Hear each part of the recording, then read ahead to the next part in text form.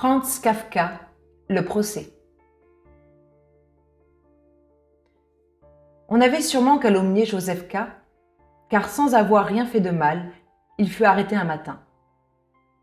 La cuisinière de sa logeuse, Madame Groubach, qui lui apportait tous les jours son déjeuner à 8 heures, ne se présenta pas ce matin-là. Ce n'était jamais arrivé. K attendit encore un instant, regarda au fond de son oreiller la vieille femme qui habitait en face de chez lui et qui l'observait avec une curiosité surprenante. Puis, affamé et étonné tout à la fois, il sonna la bonne.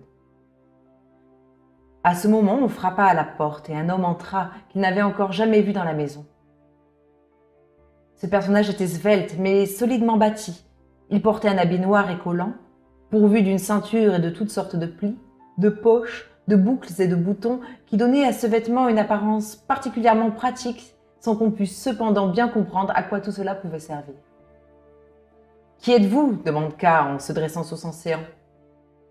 Mais l'homme passa sur la question, comme s'il était tout naturel qu'on le prît quand il venait, et se contenta de demander de son côté « Vous avez sonné ?»« Anna doit me porter le déjeuner, dit K, essayant d'abord muettement de découvrir par déduction qui pouvait être ce monsieur. Mais l'autre ne s'attarda pas à se laisser examiner. Il se retourna vers la porte et l'entr'ouvrit pour dire à quelqu'un qui devait se trouver juste derrière. « Il veut qu'Anna lui apporte le déjeuner !» Un petit rire suivit dans la pièce voisine. À en juger d'après le bruit, il pouvait se faire qu'il eût là plusieurs personnes.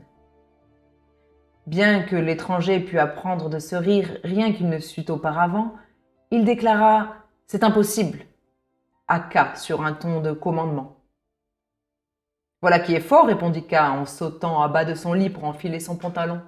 « Je voudrais bien voir qui sont ces gens de la pièce d'à côté et comment Madame Groubach m'expliquera qu'elle puisse tolérer qu'on vienne me déranger de la sorte. » L'idée lui vient bien aussitôt qu'il n'eût pas dû parler ainsi à haute voix, car il avait l'air, en le faisant, de reconnaître en quelque sorte un droit de regard à l'étranger, mais il n'y attacha pas d'importance sur le moment.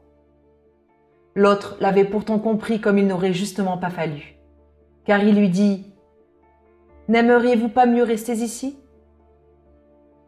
Je ne veux ni rester ici, ni vous entendre m'adresser la parole tant que vous ne vous serez pas présenté. »« Je le faisais dans une bonne intention, » dit l'étranger, et il ouvrit spontanément la porte.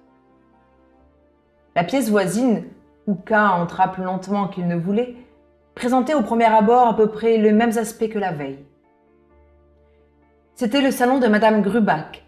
Peut-être y avait-il dans cette pièce encombrée de meubles, de dentelles, de porcelaine et de photographies, un peu plus d'espace que d'ordinaire. Mais on ne s'en rendait pas compte en entrant. Et d'autant moins que la principale modification consistait dans la présence d'un homme assis près de la fenêtre ouverte et armé d'un livre dont il détacha son regard en voyant entrer Joseph K.